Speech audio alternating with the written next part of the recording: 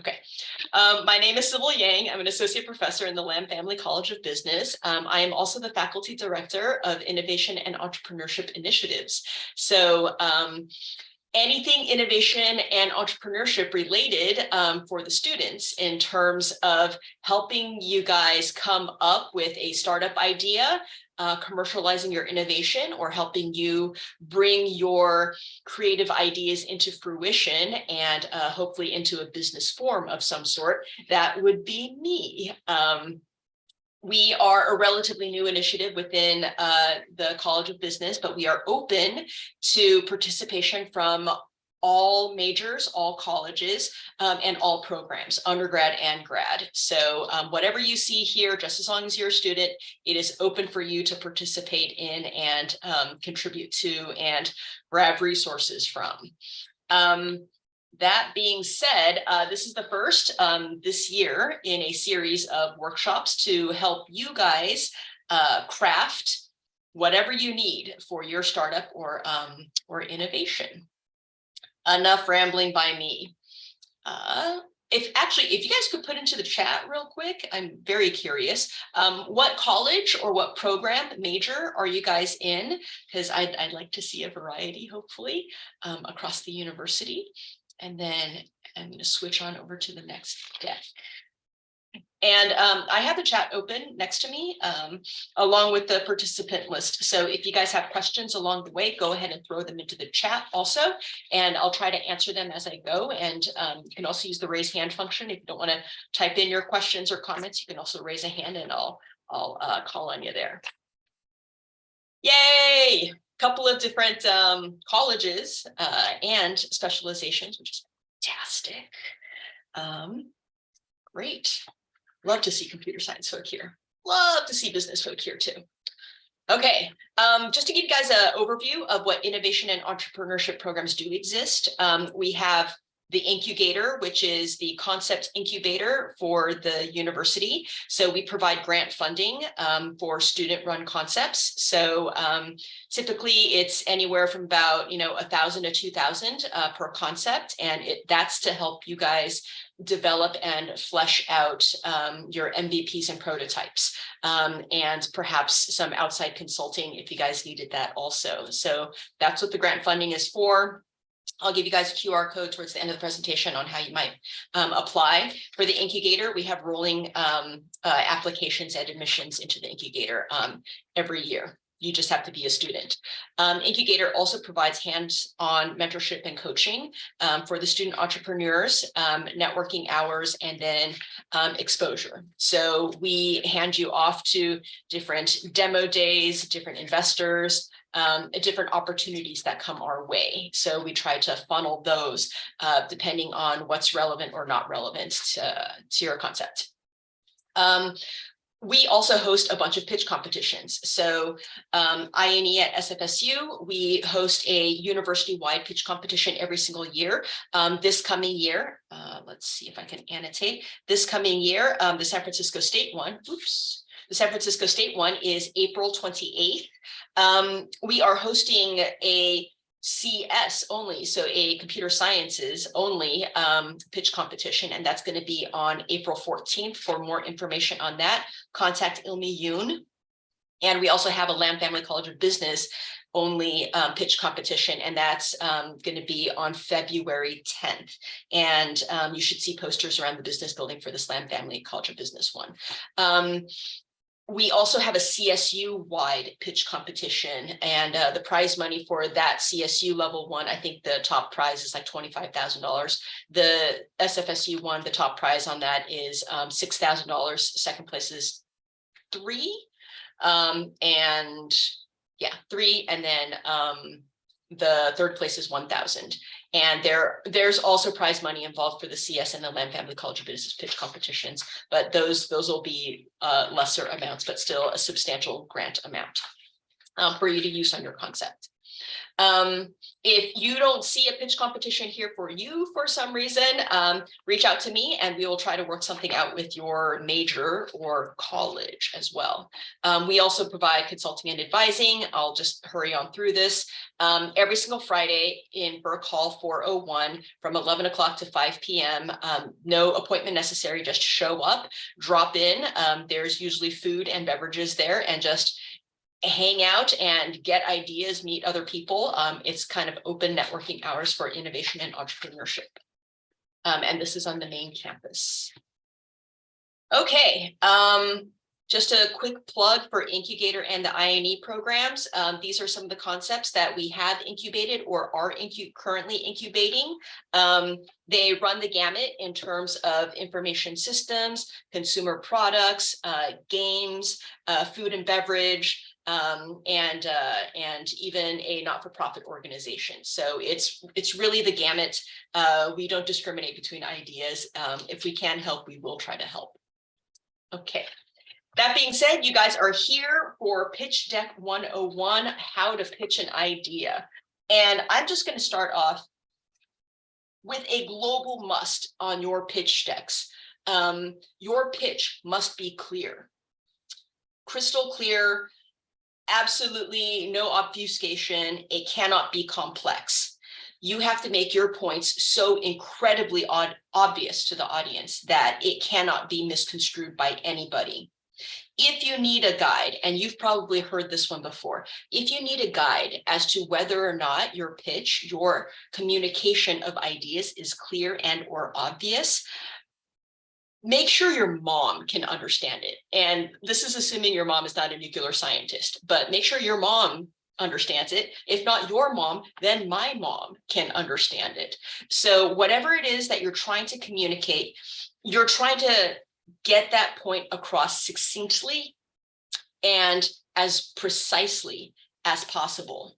This pitch deck, much like your resume, is going to be used for different audiences, and you should tailor that deck and your resume to whichever audience you're pitching to. So whoever it is you're communicating to.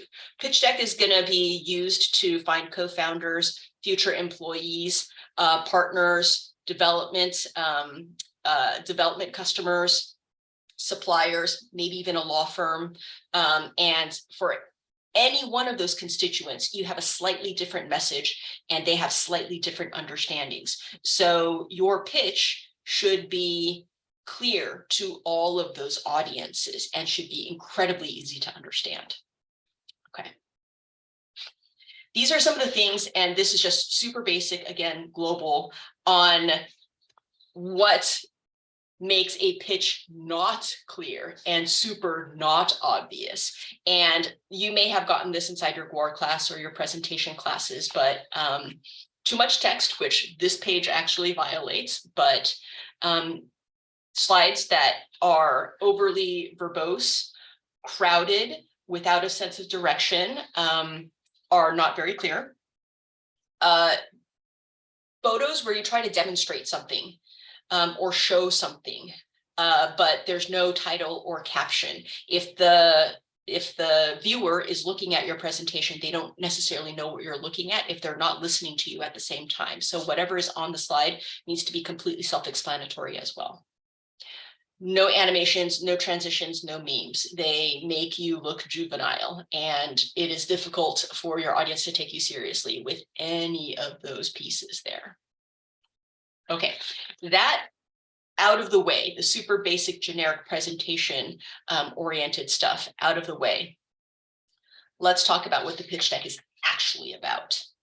Okay, the pitch deck is designed to inform, to convince, and to get your audience to do something at the end of the day. So you need to get some sort of message across. You need to convince them that the message, right, is believable, that whatever you're saying, they should believe. And then at the end, they should know what you want and what they should be doing next after this whole presentation. And we're going to break down what these three components actually end up being. Now, the pitch in and of itself, it's just one piece of kind of your startup pie. It's one very small component of how you go out there and get the word out about your idea. But we're just going to focus on how you should communicate your idea and convince people of it. Okay, so when you're informing people of your pitch, of your idea, two big things you need to get across to them is what exactly is it that you do and who are you doing this for, right? Just super blatant. And you may look at this and think this is so incredibly simple, like I swear I do this in my pitch right now, but be very careful. Oftentimes we get too distracted by how we end up doing things. We enable speedier searches through artificial intelligence and machine learning. Notice that that statement has a how in there. How do we enable that search, right? At this point, we aren't concerned. The audience is not concerned with how you're doing it, but just rather you just need to tell them what you're doing, who are you doing it for? And there are a couple of, I would say, techniques that you might want to start thinking about when you think about whether you're communicating what you do and who you do it for clearly. Okay, so the two techniques is when you're explaining what you do and who you do it for, walk through the path of the customer. So try to explain what you do and who you do it for by saying it through the eyes of the customer, right? So you can say, we let runners feel good about, using a disposable shoe or something like that. Or let me try to think of something that's like slightly more relevant. We help you read faster, right? We get you excited about, I don't know, rock climbing again. So walk the path of the user, try to get the audience to see from the eyes of whoever's going to be doing the purchasing, how they're going to feel and how they're going to end up using the product. So we make payroll systems painless, right? That's one way in which you can try to clearly articulate what you do. We make payroll systems painless for whoever needs to execute on payroll. The second way in which you can articulate what you do and how you what you do and who you're doing this for is to give it as an analogy by explaining we are X for Y. X being an exemplar, some exemplar that everybody can recognize, highly visible, fairly successful. And we do that same thing, what the exemplar does for Y audience, right?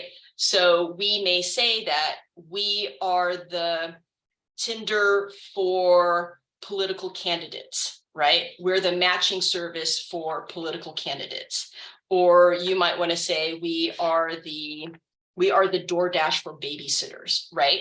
You give a very clear idea of what the functionality is, what you're doing, and for which audience you're going to be doing this for, like for babysitters.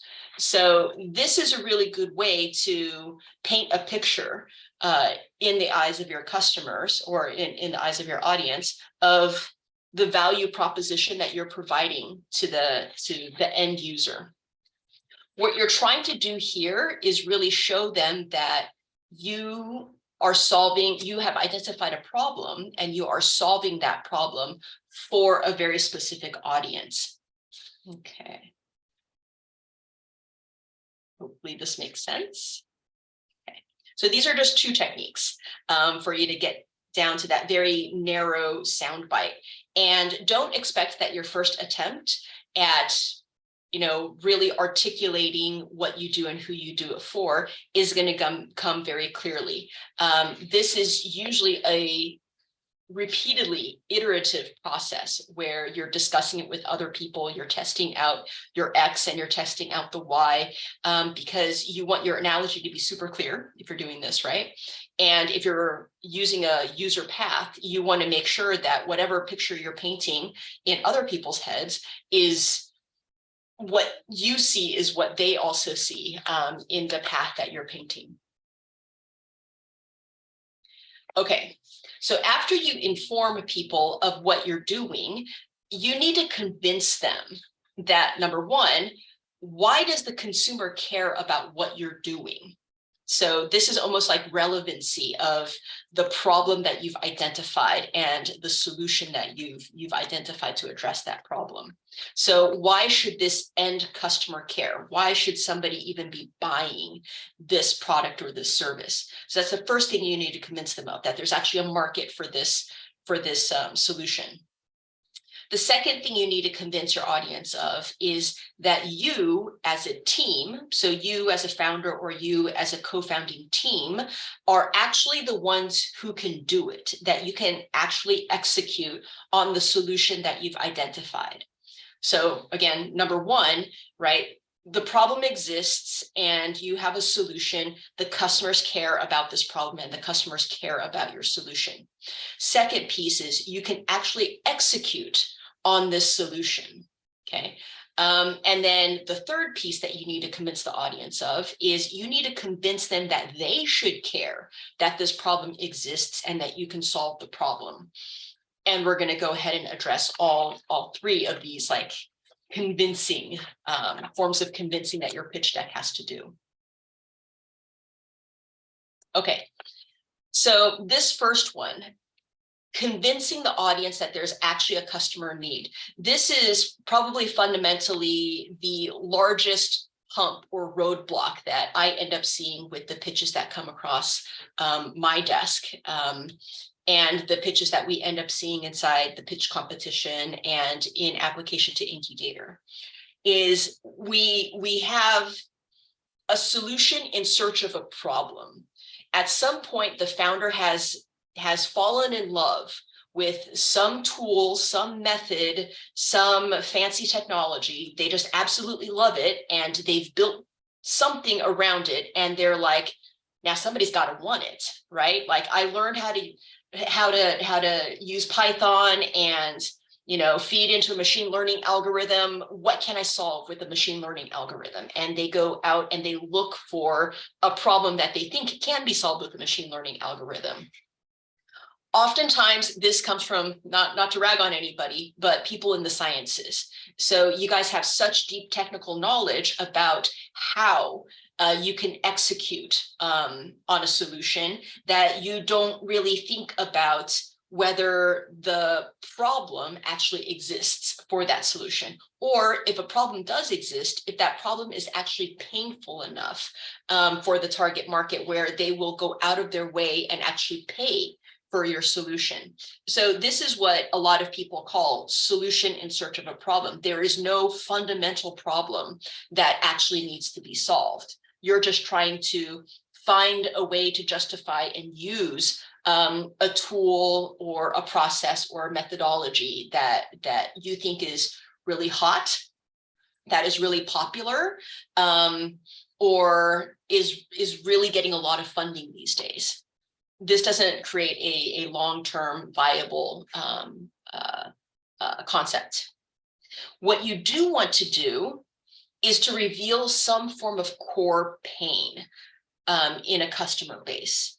So by core pain, I mean, is there a problem that somebody, you, a family member, at work, in your work, have you run into that costs you or your company, whoever, that costs them a lot of money, a lot of either physical or emotional pain, inconvenience, frustration, right?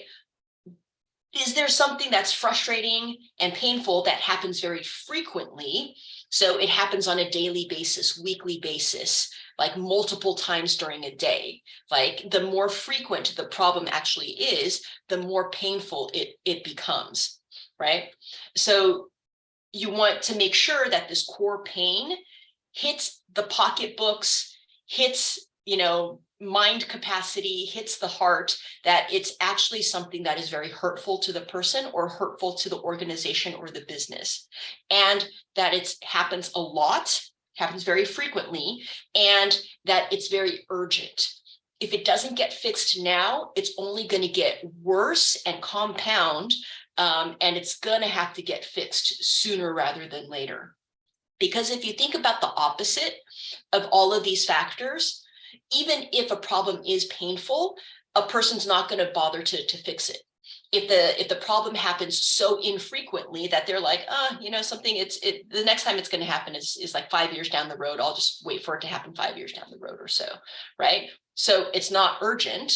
If it doesn't happen frequently enough, right? Oh, I'll just grin and bear it every now and then. It doesn't happen too often. So you want to make sure whatever that pain is, that it's very frequent, it's urgent, and I would say it's also unavoidable. It just always happens. It's almost built into the status quo and the current system. There's a very good analogy that I've heard for this is the difference between a solution in search of a problem and revealing a core pain of some sort is trying to feed somebody a vitamin as opposed to a painkiller. Right? People will not feel all that bad about skipping out on their vitamins. They know they should take their vitamins. Vitamins are good for them and they know it, right? But it's not the end of the world if they don't take their vitamin. But if you need a painkiller and you're not taking that painkiller, right, you're going to be feeling that pain constantly. And so when you're pitching your idea, when you're framing your idea, you need to make sure that that idea solves a pain point that is so persistent and so, no pun intended, painful, that it has to be addressed, and it has to be addressed immediately. Okay, so there are a couple things to think about here when you're narrowing down your pitch and your concept, and for you to decide whether or not you've actually revealed a core pain or not. And I'll tailor this specifically to a lot of the pitches that I've seen from students. Is from a student perspective, right? When I'm describing where you might find these core pains, right? Either from your own experience or where you've worked as a student in general, you don't have a lot of work experience. You may have worked full-time in industry, like while you've gone to school or so, right? But compare that to somebody being in industry for like 20 or 30 years, where they have like a lot of in-depth knowledge about, let's say, enterprise resource software or something like that. They have insight into very technical markets, technical industries, whereas industries that you might have worked at, or industries where you have participated in or have a lot of experience in, they're generally consumer-based services. And so you may be trapped kind of in those industries to come up with better ideas for how students live their lives, how to solve their core problems, because you've lived your life as a student and as a consumer too. So that's not a bad thing, right? But realize that you probably want to start where you have the most experience to reveal a core pain of some sort. If you're also stretching for ideas, you can think about what your family members do for a living, how you interact with your family members, if they have a core pain of some sort, either in their profession or in their personal lives also. One thing to kind of avoid when you're identifying customer need is you don't want to go too global and too strategic. So I call this kind of the world peace idea, the world peace pitch, which is at some point people will say, okay, there's a core pain of global, like child poverty, or there's a pain of income inequality, there's a pain of climate change, and they try to tackle something that is that big. And you'll be spinning your wheels. It's way too general. It's way too generic. You need to be a lot more specific with the core pain. The other side of the spectrum of going too general is a lot of students will also come up with, and this is going to sound terrible, but it's a tar pit idea. It's like you've fallen into a tar pit. It sounds like a great idea initially, but then the further you dig into this idea, the more you get sucked into the idea and stuck in the idea. You keep on trying to find a way to solve it, but it's just roadblock after roadblock after roadblock. The pain exists for a structural reason, and you have yet to find that reason. So, for example, one of the pitches that we get every single year from students for these pitch competitions is some sort of parking app, right? To match up people with parking spots with people who need parking spots. And it sounds great, right? And it is a core pain that students around the main campus or anywhere in a big city, right, run into on a regular basis, lack of parking, right? And so, hey, let's create an app to match up people who do have parking spots with those who actually need parking spots. But there are core fundamental structural issues that nobody has been able to solve in those spaces. And for ideas that are seemingly too good to be true, I highly suggest that you just do more than a few Google searches. It sounds that stupid, but literally just look around and see who else has tried to approach that problem, what were their target solutions, and where are they now? How have they tried to tackle the solution, and what type of roadblocks have they run into? And, take those founders out for coffee, or take those former employees from those startups out for coffee, and then just have a chat with them and see what they've run into. Another one is actually emotional support. Emotional support apps, counseling services, mental health services that are kind of automated. That's a huge space. There is definitely a core pain to provide mental health services, but there is a big structural hurdle in there in terms of there's a lot of regulation involved in providing mental health guidance and counseling also. So be very careful when you articulate the core pain that you're trying to address for the customer. It needs to be specific enough, and not too general, and it has to be real, right? It can't be a solution in search of a problem. Okay. Let's see. Okay. The second thing that you need to convince people of, so after you've convinced them that yes, this problem actually exists, people have this problem, is you need to convince people that this is a big enough problem to care about, meaning that it is either a very big problem now, or it's going to turn into a very big problem later on. And there are two ways to kind of justify this in your pitch deck. Is you can do a top-down analysis, or you can do a bottom-up analysis. By top-down analyses, what I'm referring to is we're trying to argue that this market is going to be big because the total population that has this problem is X. And you want to do enough research to be able to show that, hey, this possible population of X is huge. And then the second piece you have to find is what percentage of this total market do you think you can capture? So let's say you're making like some sort of fitness tracker app for women, right? You would say the total possible market for this fitness tracker app for women is all women between the ages of 18 and 55, right? So that's your total market in the United States. Right.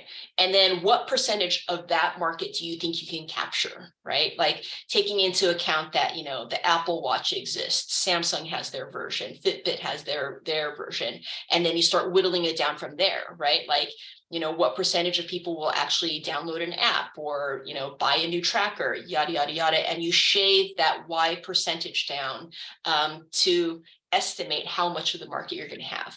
And that will kind of give you an idea of what your share of the market is going to be in terms of total dollars that you're going to bring in on any given year. That's the top-down approach. You're estimating the total size of the market and your share of that market. The second way in which you can estimate how big this concept is going to be is from a bottoms-up approach, which is to say, I believe I'm going to sell X, some quantity sold amount, and I'm going to be able to sell it for this price. So you are kind of building up how much in sales you're going to get. Here, you're not trying to argue the overall size of the market and what percentage of the market you're actually going to get. You're kind of from the very ground up, person by person by person, every single individual customer you're going to sign on, how much money you're going to make. In general, funders, investors like to see this bottoms up approach, because in the beginning, they want to know how many customers you actually have, this quantity sold, how many people are actually signing a contract with you, are buying, are engaging with you, and how much are they paying in order to engage with you, right? What this requires, though, however, is a very clearly articulated business model, a revenue model. How do you plan on getting this price from your customers? So this is something to also think about. I've simplified it here in saying that, estimating how much money you're going to be making is a function of how many you sell and how much you sell it for. But if you think of the number of different ways in which you can charge people for products or services, the price, right, could be a monthly subscription price. It could be a one-time purchase price. It could be a yearly membership fee with annual usage. It could be freemium content, right? So you can use it X number of times before you pay for it, but on that, 10th time, you're going to have to pay for it. Or you get a basic service for free. And then if you want the premium service, you have to actually pay for that functionality. So you can have a freemium model. So however you structure this bottoms up approach is going to be a function of how you think you can get money out of the customer. What revenue model do you think is worthwhile to get the traction that you actually want? Both methods are valid, right? But both methods require you to do a lot of background research. And so here is where, market research happens, where a lot of consumer surveys, consumer testing in terms of, hey, if I gave you this functionality, how much would you pay for it? Well, if I made the size a little bit bigger, would you pay more for it? Well, what if it's all you can drink, but I charge you this per month?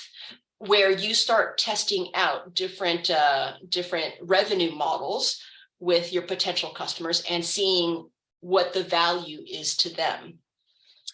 These are very much tied to your definition of a problem and how painful that problem actually is for the customer. You will only be able to extract a price from the customer if the customer believes their problem is painful enough to actually pay for a solution. So this very much goes back to you defining a problem that people actually have, a problem so painful that they feel it urgently necessary to give you money for you to solve it for them. Okay, so this is fundamentally how you would convince somebody that there is a big market, right? Either top down or bottom up. Okay, the next thing that you have to convince your audience of is that you can actually execute on this problem. And I kind of, ragged on the people in the sciences who fall in love with tools and technologies, and they try to find a problem with their solution in hand. I'm going to rag on business students a little bit here. This is a problem that business students run into, which is they come up with these great ideas, but there is absolutely no detail on how they're going to execute on those ideas. So, for example, tar pit ideas and world peace ideas. This is something that business students are notorious for. They come up with ideas that a lot of other people have come up with, but have not fully examined why those problems haven't been solved yet, and haven't explained how they are now the ones to get over those hurdles and solve them now. The other thing that, business students are very guilty of is thinking way too big and finding stuff that everybody wants solved, but does not have a clearly articulated plan on how they're going to approach to solve that problem. So everybody wants world peace, but what is your plan to getting us to world peace? Okay, so these are kind of the big buckets of, well, can you actually do it? Do you have the ability to execute on this? Is the problem realistic for you to solve? You meaning you, the single co-founder, or, your entire founding team or your organization. You can break down your argument in your pitch deck of like why you are able to solve this problem, why you are the ones who are able to provide that solution, by showing that you are able and committed to solving this problem and executing the solution. Okay, and by ability, what I mean fundamentally is you have the technical expertise. So if you're creating an app, your founding team has somebody who can actually create the app. If you're creating an app for the trucking industry, then somebody on your team has intimate knowledge about the inner workings of the trucking industry, that piece of the trucking industry that you're going to be working with. So you have in-depth ability, knowledge, technical resources to be able to work inside the industry that you're choosing to work in, to be able to create the tools, right, the processes, the systems, whatever that is necessary to execute on that solution, to at least create that prototype. Okay.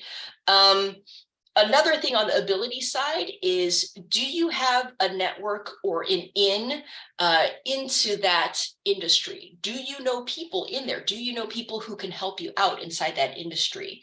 Now, incubators and accelerators, we can try to make as many introductions as possible, to you, to get you familiarized with an industry, but nothing beats the fundamental insight that having deep, intimate knowledge of that industry can give you. So we generally want to see founding teams that have the technical expertise, the industry expertise, and then also some sort of general business expertise that can kind of do the catch-all of the general market research, the building of the financial models, the dotting the I's and the crossing the T's of putting together a team and project managing a situation. So that's what we mean by kind of the ability side of things. Why are you the ones? Why is your team the one who can do this? The other thing that we look for is commitment, because maybe you do have the ability, the technical abilities to do this, but you're going to go work for Google after you graduate. So what makes me think that you're going to dedicate all that much time to actually fleshing out this idea? Have you shown commitment and passion to this idea, right? Like, what progress have you made so far? And by progress, I mean, have you actually tried to put together a prototype? How much market research have you already done? How many customers have you already talked with? Have you interviewed to really get a really solid idea of what their problems actually are? This is the type of commitment that we're looking for. And we know it's super difficult because you guys are students and, you do kind of have to worry about your grades at some point, right? You have to graduate, and we know you have a lot of other commitments. This, unfortunately, is one of the things that makes it so difficult for students to become student entrepreneurs, is because you guys are pulled in a lot of different directions. But on the commitment side, what we like to see is that you have spent some of your own time on this, that, in your spare time, this is what you're thinking about, this is what you're worried about, and this is what you want to solve and put your extra efforts into.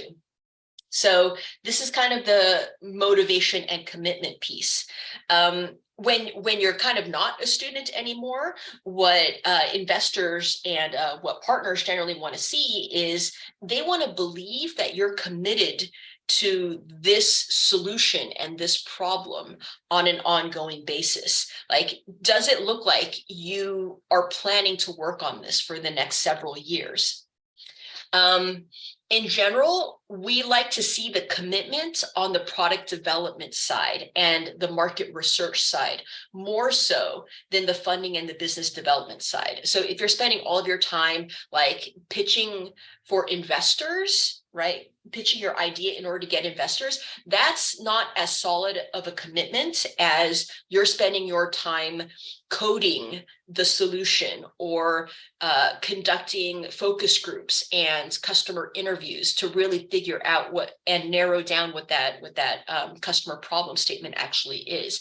Those are more fruitful forms of commitment that we like to see. Okay. Oftentimes, people just kind of slap in a slide into their deck saying, hey, this is the CEO, this is the CFO, and this is the COO and the CTO, right? Without really giving much thought to really selling the technical expertise or the business expertise of like why it is that this team is going to get the solution and the problem across the finish line. And that's what the slide really should be doing when you try to convince people that you and your team are the ones who can do it. I will say this, on occasion, you will find a founding team or you will find some sort of like defensible secret sauce for why you are the ones who can do it. So let's say deep subject matter expertise. You have a patent, right? This is what your master's thesis or dissertation is on, right? Like, or, you have worked in this industry for a very, very long time. And you plan on being in this industry in a very, very long time.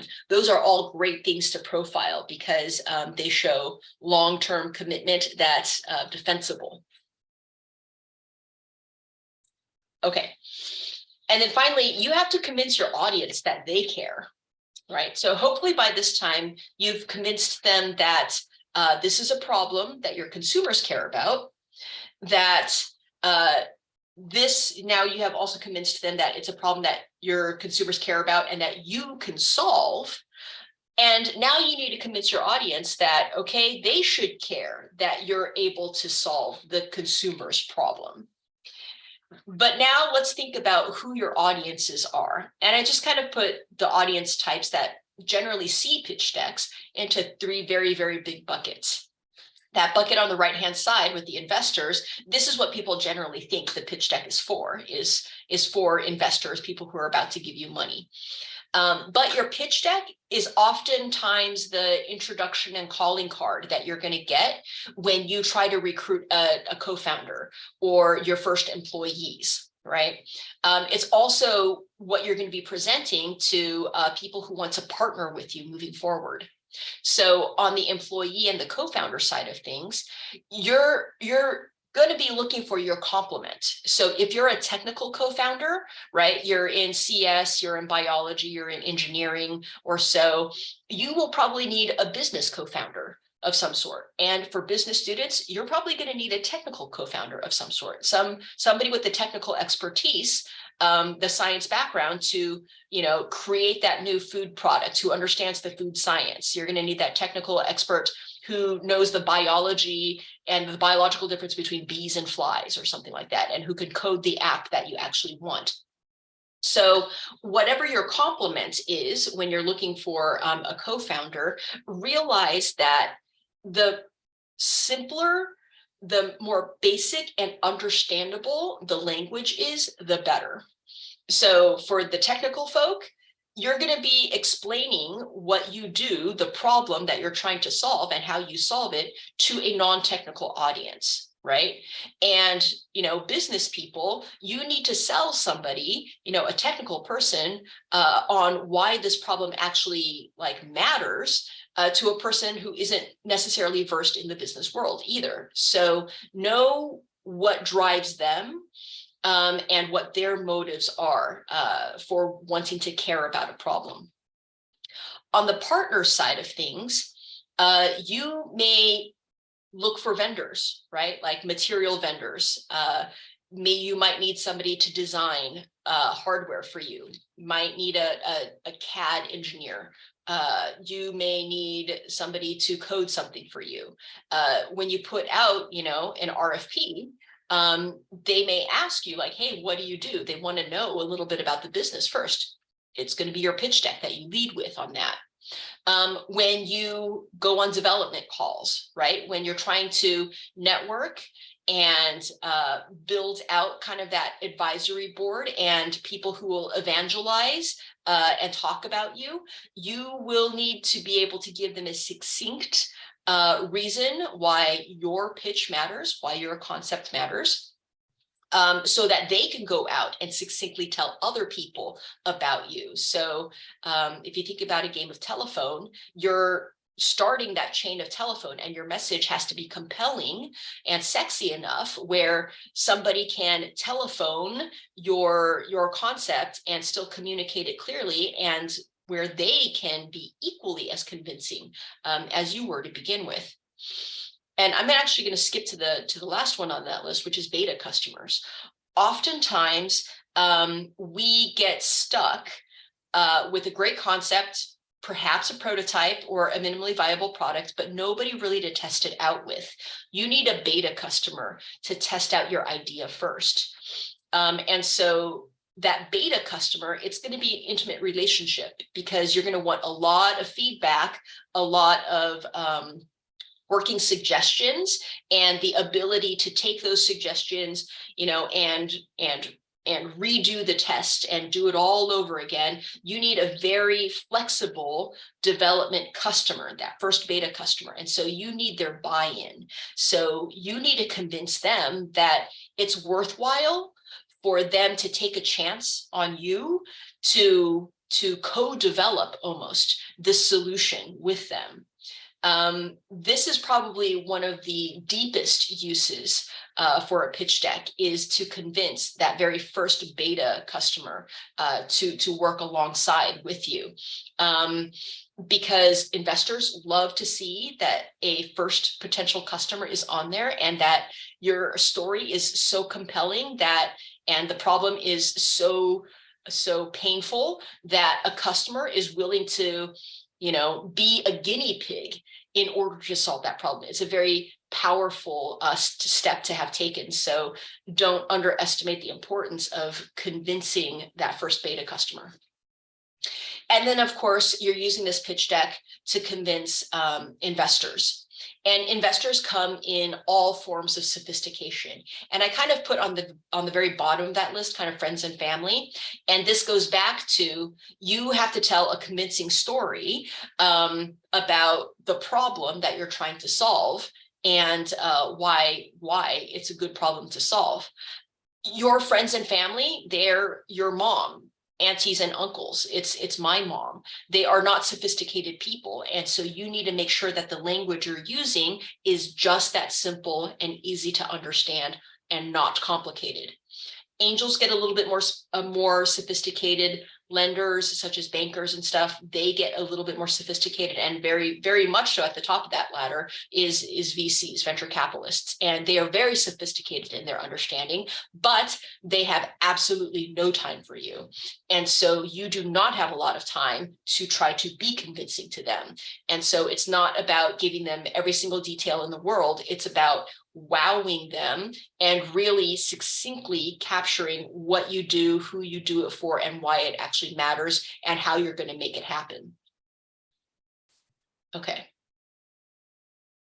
That last piece that you need inside the pitch deck is really some form of call to action. What do you hope to achieve from this pitch? Like why were you talking to them in the first place? So again, depending on who that audience is, whether you're trying to get funding, whether you're trying to close that partnership, whether you just want an introduction from that person, right? They know somebody on LinkedIn and you want that introduction to that person or something like that. You want a call to action, like why should they help you out, right? What do they get out of it, and how can they help you out, right? So literally go ahead and ask them. If it's funding, you might want to put out the terms of what your funding is, and what you plan on doing with that funding. If it's for employees, right, or potential employees, maybe start asking them for some ideas. Hey, so if you were hired, what would you want to do next? What feature should we work on next? What target market should we be going after? Start getting some ideas from them. Or maybe the call to action is, so who do you think you can introduce us to? Who should we talk to help us refine that idea? Do you have any potential customers that you think might be willing to work with us? Always make sure you have some form of call to action. This is not just blind marketing. Your time is way too precious to just throw out blind marketing. You want every single pitch that you make to bring some form of return back to you. And kind of to that point, I'm going to go ahead and give you my call to actions for the Innovation and Entrepreneurship Program, which is on the very left is more information for the Lamb Family College of Business's pitch competition, since that's the first deadline that's coming up. Thank you, Nara, for putting that into the chat. And the middle QR code is for Incubator. If you are interested in applying for the Concept Incubator that's on campus, again, rolling applications. And then if you just want to know more about innovation and entrepreneurship and everything that we do at San Francisco State, that's the QR code on the very right. Hey, Nora, can you clarify something for me? So for the Lamb Family College of Business pitch competition, does the entire team have to be from the COB, or can it be mixed? Yeah, it can be mixed. Okay, great. So only the presenter should be the Lamb Family College of Business student. Yay. And can you remind me how much the prizes are? Total of 1,000. So 500 for the first winner, and the 300 and the 200 for a second and the third. Perfect. Thank but you. The first winner can go to automatically present at the innovation pitch competition, which has $10,000 total prize money. Yay. Thank you, Nora. Of course. Yeah. And then from there, I guess I'll open it up to questions. I do have a couple of slides of example, I guess, elevator pitches of concepts that we've run across so far. But before I go through those, does anybody have any questions or thoughts? I know I kind of just powered through a lot of this. Or if you have a pitch yourself that you want to throw out there and get a little bit of feedback on. Yes, Gia. Hi, yeah. First of all, I want to say thanks for sharing those valuable information with us. Yeah, my questions would be, so I'm worried that, for example, if I have an idea for the future startup, and then I join the pitch contest, and I present to, for example, for all students in our university, and then maybe some bad guys can steal our ideas and do themselves. So how can we protect our ideas in that case? Thanks. Yeah, that's a great question. And we actually get that a lot. I will say this, and this is not to disparage your idea or so, but there are a lot of ideas out there. And the toughest part about entrepreneurship is not coming up with the idea. There are a lot of special ideas out there. The toughest part with any idea is the execution, is getting that idea into a refined state where it is prototyped and actually built out in some way and tested with customers. That's probably the toughest step out there. So overwhelmingly, ideas that are pitched out there, I'll give you like several great ideas that I absolutely love, and I believe there's a super firm market for it, but I have no problem sharing it with you guys because honestly, nobody's found a way to execute on them. Like it takes a dedicated and technical skill set to be able to do it. One of them is a milk tester, milk thermometer, milk tester, right? If you can imagine a pH or a test strip or a thermometer like type instrument where you can stick into your jug of milk and just pull it out and it says, don't drink it, it's gonna taste bad, throw it out, right? If you can have that inside your house drawer, or if you can sell it to milk manufacturers to have it on the side of the carton, it's not a best by date, it's not a use by date because those are flawed. You know, it's an indicator that actually tells you whether or not your milk has gone bad or not, right? Fabulous idea, huge market size for it. Totally willing to share it with the entire world. And actually MIT has shared this problem with the rest of the world also, but nobody has been able to execute on it yet, right? The problem isn't, you know, other people are going to hear your idea.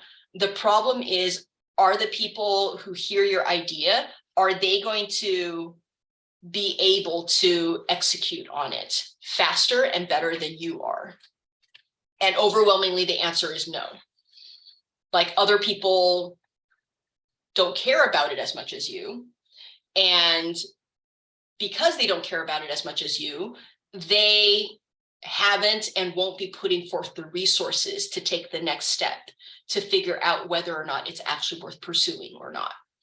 Very, very, very rarely have ideas been copied at that early of a stage.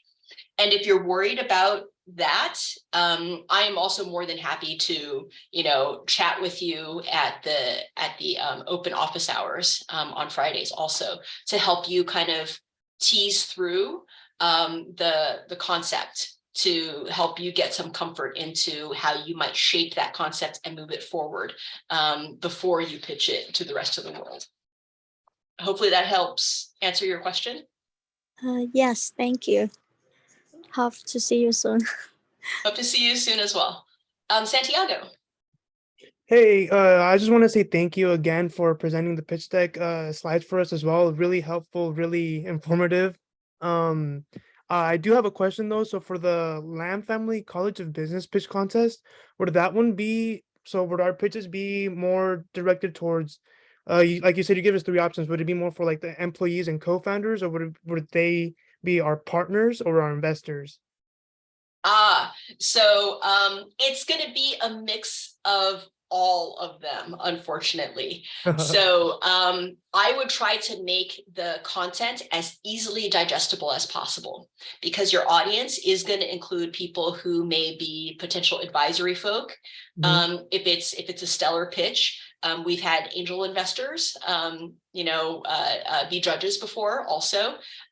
Last year at the university-wide pitch competition, there were people from State Farm Ventures and Union Bank, MUFG, sorry, and an angel investor who focuses on like female entrepreneurs, but has invested in startups before as well. So it's going to be a mix. Okay, sounds good. Yeah. Thank you. I do actually have another question. Oh yes, absolutely. Will there be another one of these sessions like closer to the pitch contest, or is this like the only one? There will be more of these types of sessions, and actually, I'm going to see if the poll is up. I'm gonna launch a poll for you guys. So just to kind of get an idea of what the next topic might be that you guys might be interested in. So I don't know if you guys can see the poll. Mhm. But yes, we want to make these workshops and sessions, information sessions, a lot more frequent. Okay, so we don't have to really start our idea like right away, like just like today, right? You don't have to like. You don't have to start it today. This is just right? like more of like just getting into like like the entrepreneurial mindset, kind of like kind of thing, right? It's just like what's it like in being in business? Where are the conflicts? Where are the ways you can resolve it? Yeah. Yeah, entrepreneurship is a process, right? I like the way that you described it. It's kind of getting to know being an entrepreneur a bit. You don't have to start, on your pitch decks now, right?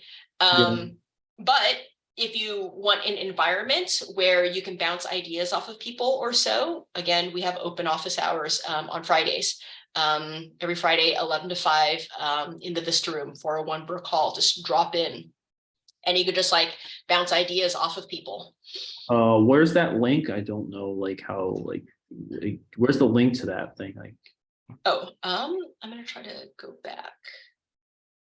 I don't have a link to that, but sorry. If you use the QR code on the very right, it'll take you to the INE at SFSU page. And it'll tell you about all the programming that we have.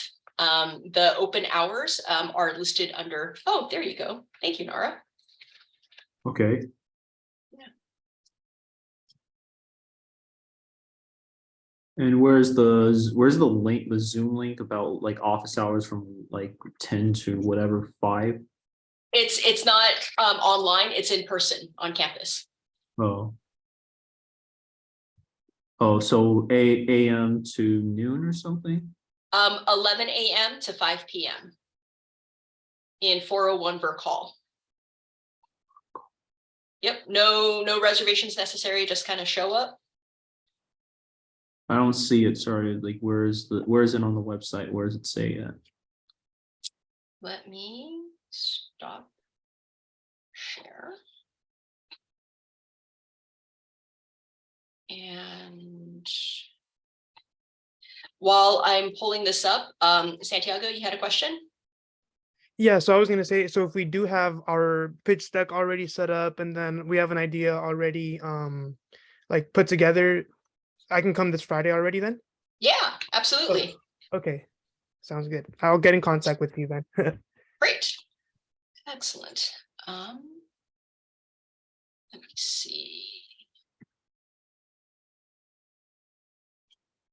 Any other questions? Okay.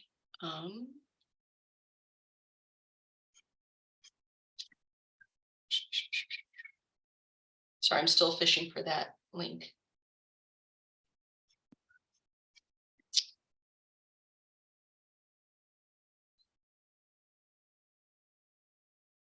Maybe I'll just put a poster into the chat.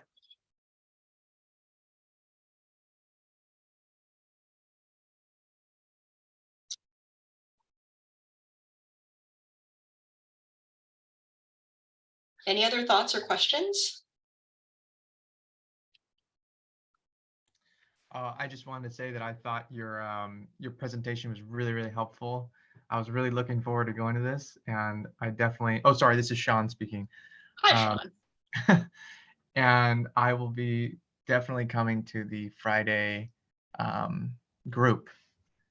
Yay! Yeah, it's a great place to study. Also, food and drink, and a great view of the campus from there. Also. Yeah. Right. And Zachary, I went ahead and put a flyer in there for you on the incubator open hours. All right, sounds good. Mm-hmm. I do actually have a question as well. Yes, Santiago. So I actually forgot I work double shifts on Fridays. Would any other day be possible? Yes, so there is, I'm gonna go ahead and put an email. You can do ie@sfsu.edu. You can email that email address and we're happy to take like appointments. Sounds good. Thank you. Mhm.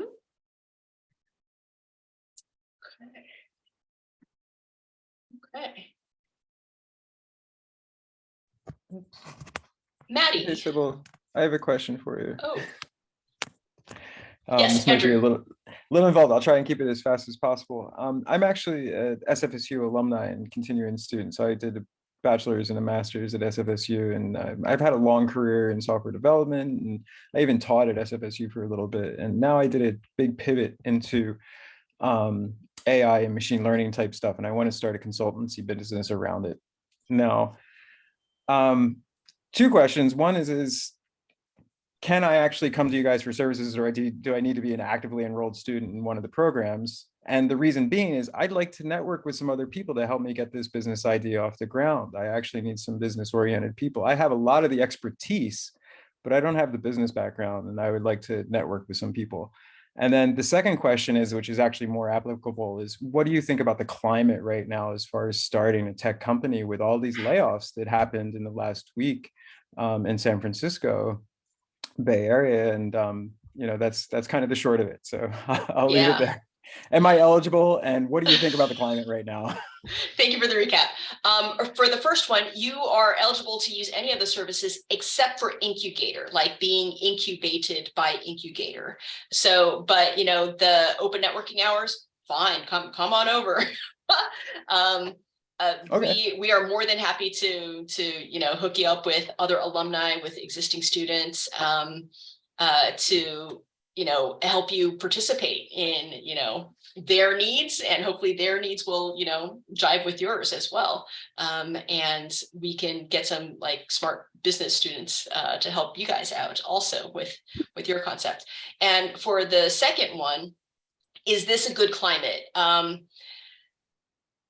Depends on what you're looking for, right? If you're trying to get the easy check to be the next, unicorn out there, this is probably not the time for it. But what a lot of firms No, are definitely looking. not looking for that. No. In fact, another way to put it would be to say that I spent the time doing the work to really learn the deep knowledge and become the domain expert, what you were saying earlier. And that's kind of part of my sales pitch, would be that, we're the domain experts in this artificial intelligence. And I would like to start a consulting company, basically helping people figure out how to make their data work for them. That's my elevator pitch, Yeah. And it seems like all of a sudden, this is the worst time to do that.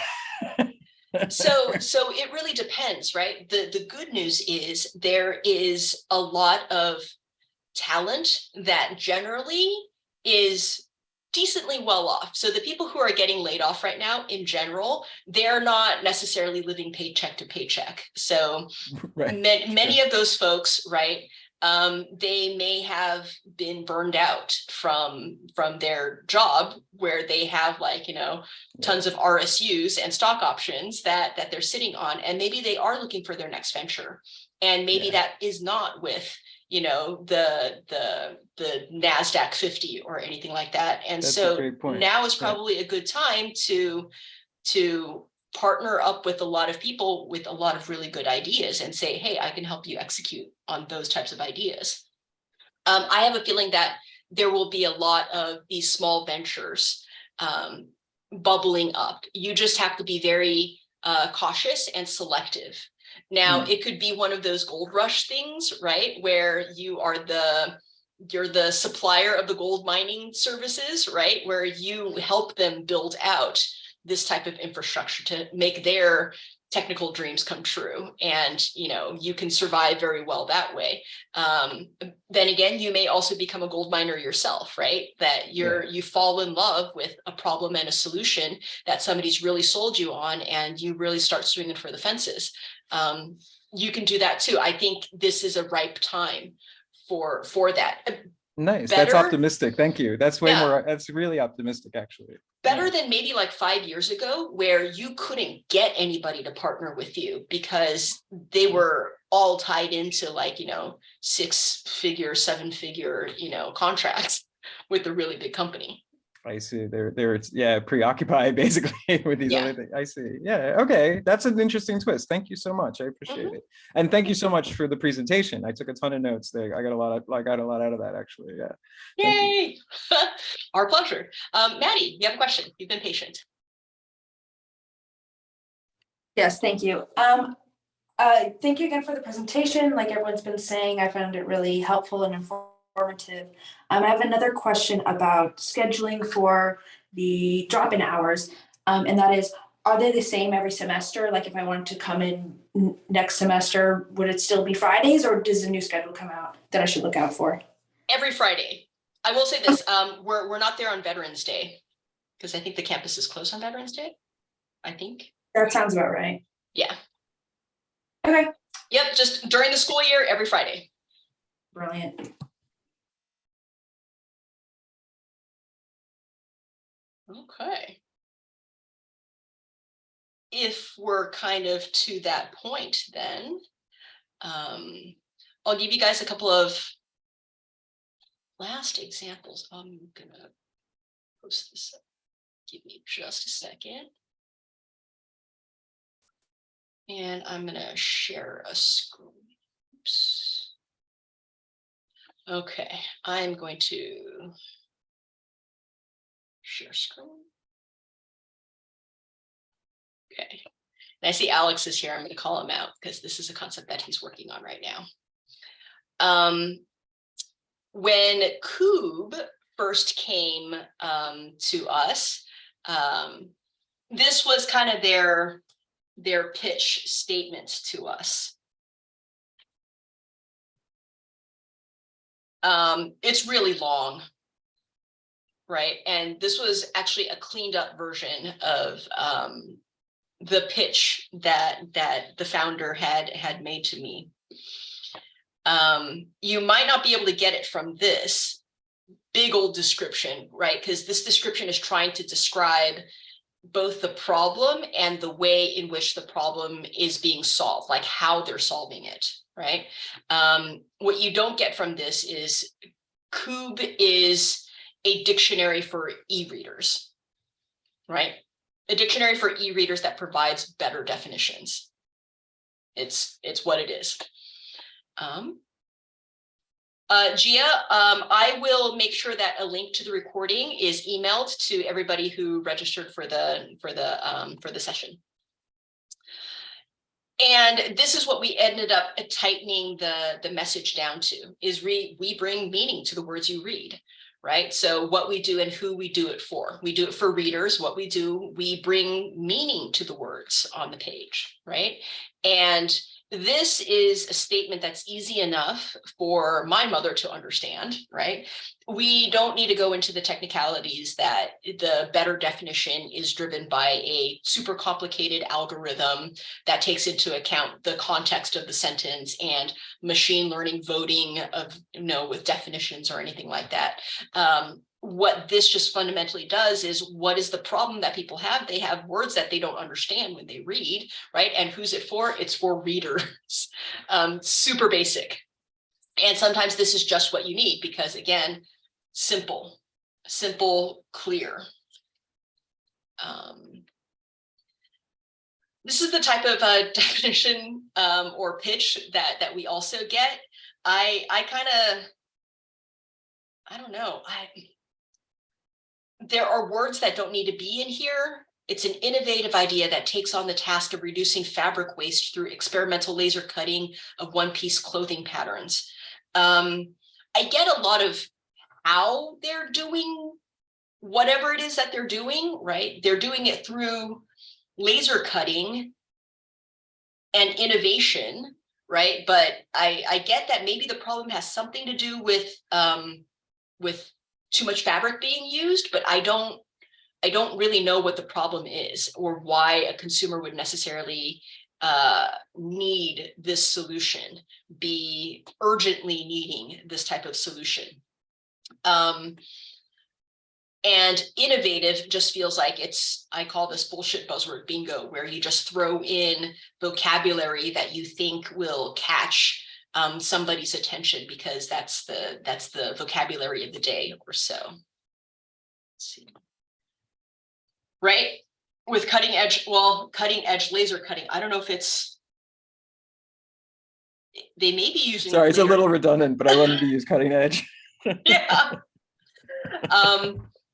Right. So does it have to be one piece? Is one piece the secret sauce that makes it unique? Is it the laser cutting that's making it unique?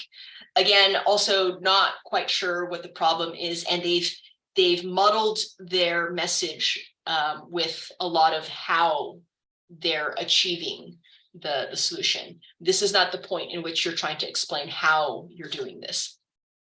Okay. This is really long.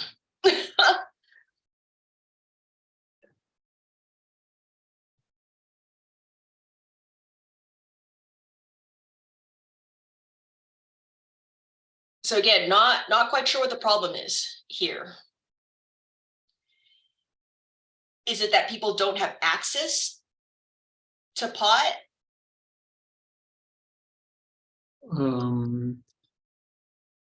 I would kind of say one of the reasons, because it's like there's a lot of restrictions on pot too, because like, you know, like if you distribute from California to, let's say, New Mexico, it's actually considered illegal because like there's a lot of regulations on weed. Yeah. So yeah, so if maybe it's about interstate regulations. Yeah, a lot of yes, that's right. Yeah. But then they get into Hmm. community Yeah. and then knowledge. Yep. And the last piece is almost like political advocacy. So it's kind of all over the place. There are too many problem statements here, and it's so general that I don't know which problem you're trying to solve or who you're solving it for. Are you solving it for cannabis producers? Are you solving it for end users? Are you solving it for community activist organizations? So I don't know who this is for, and I don't know what is being done either. I don't know, maybe it's for people who are heavily depressed. I don't know, I get a little depressed reading this this description. Okay. These are some of the pitches that we did like. One was lupini milk that we incubated in the past. And we liked lupini milk because it was a high protein alternative milk product. Right. And it was clear what they were doing. Like, it's an alternative milk that has high protein inside of it. So by default, it's meant for people who need more protein.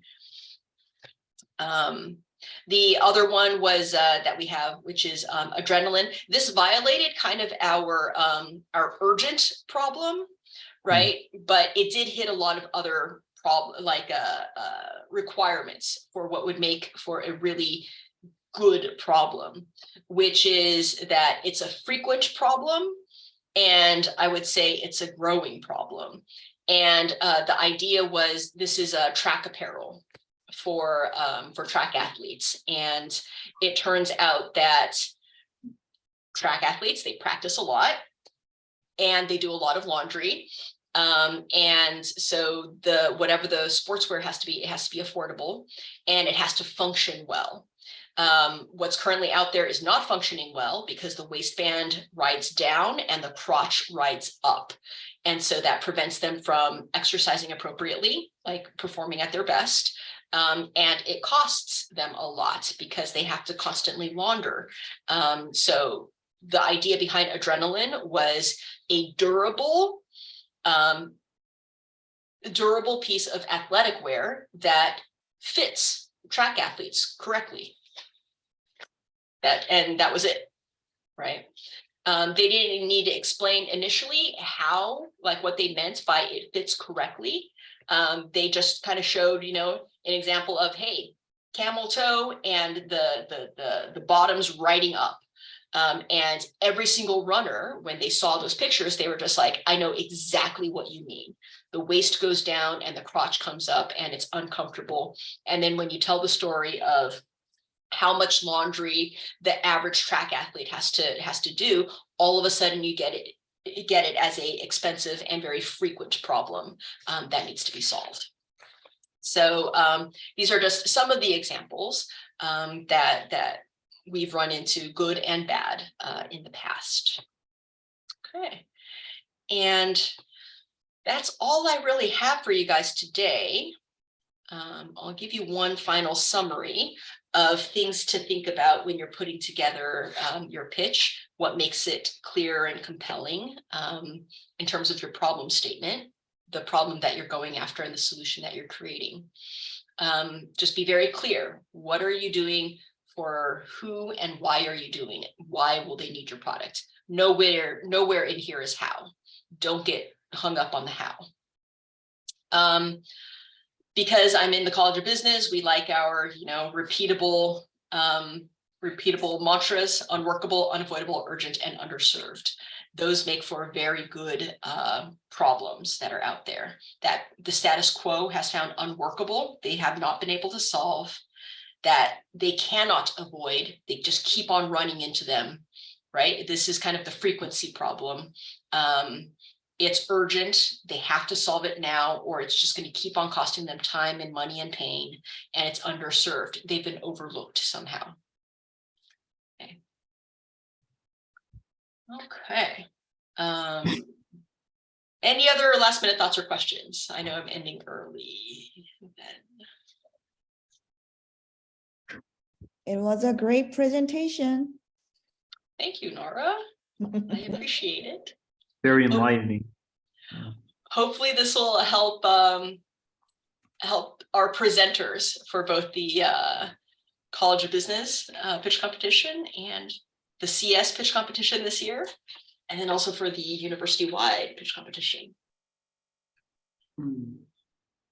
Thank you so much for your time. Thank you. Have an excellent evening. Hope to see you at open hours one day. Thank you. Thank you. Thank you. Thank you so much.